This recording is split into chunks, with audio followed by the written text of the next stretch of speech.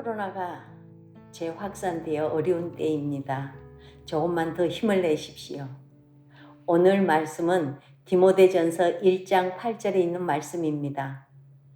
그러나 율법은 사람이 그것을 적법하게만 쓰면 선한 것임을 우리는 아노라. 아멘. 불과 30여 년 전만 해도 끼니가 없어 배를 골았던 시절이 있었습니다.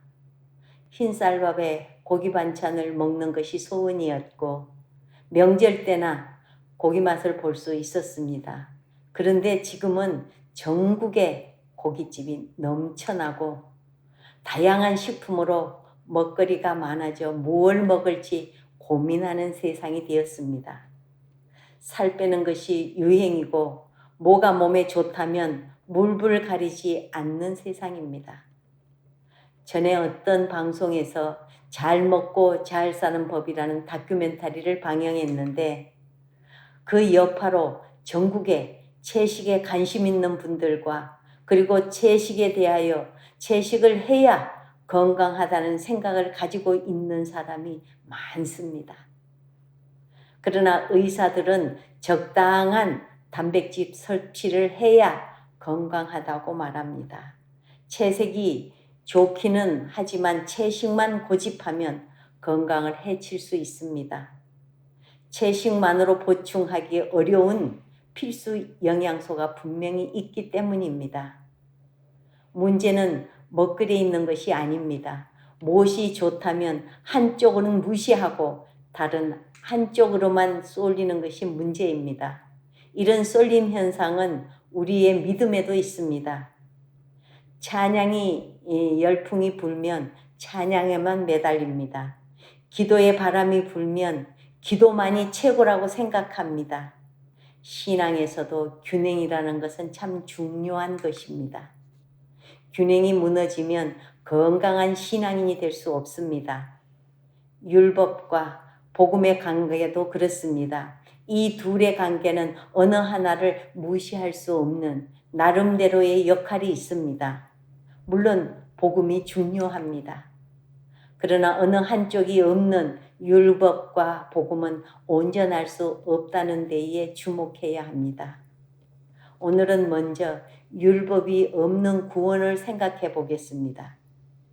먼저 율법도 선하게 쓰면 유익합니다.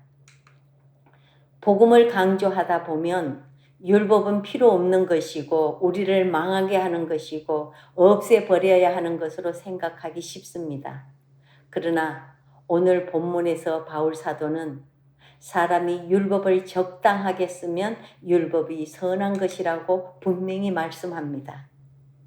선하게 쓰면 율법도 유익하다는 것입니다. 칼도 거꾸로 잡으면 무서운 흉기가 되지만 바로 잡으면 식도가 됩니다. 거머리는 사람의 피를 빨지만 수술한 부위에 어혈을 빨아내는 데는 거머리만큼 유용하게 쓰이는 것이 없다고 합니다. 하물며 율법이겠습니까? 율법도 하나님께서 주셨다는 것을 기억해야 합니다. 사랑의 하나님께서 우리에게 해로운 것을 주셨겠습니까? 다만 사람이 율법을 바로 쓰지 못했기에 율법이 거치는 것이 되었던 것입니다. 율법은 우리로 죄를 깨닫게 합니다.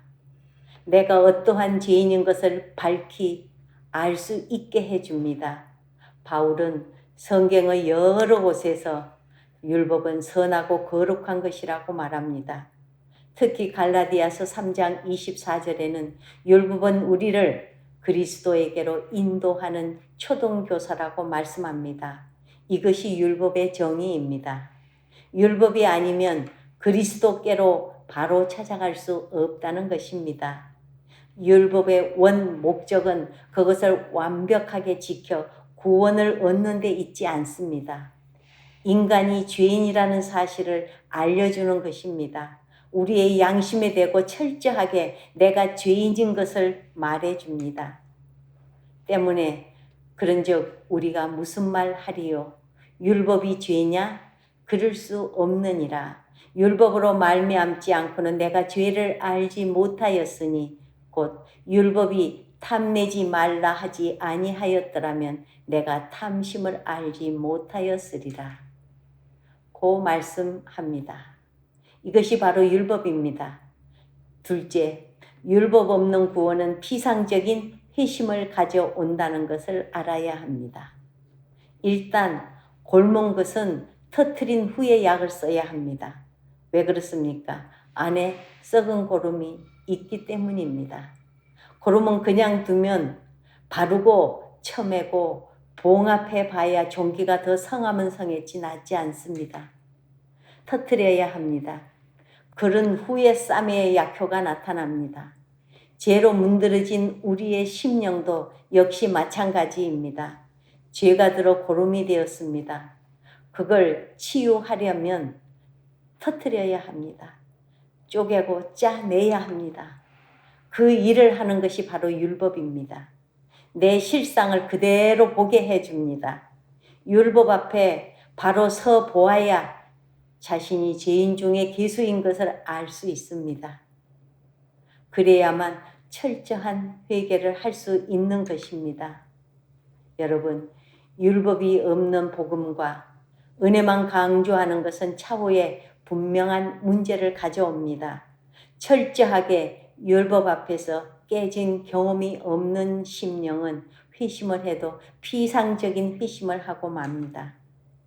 그렇게 되면 은혜를 받아도 깊은 감명을 느끼지 못하고 하나님의 사랑에 대해서도 그 뜨거움을 알지 못하는 불감증 믿음이 되어버리고 맙니다.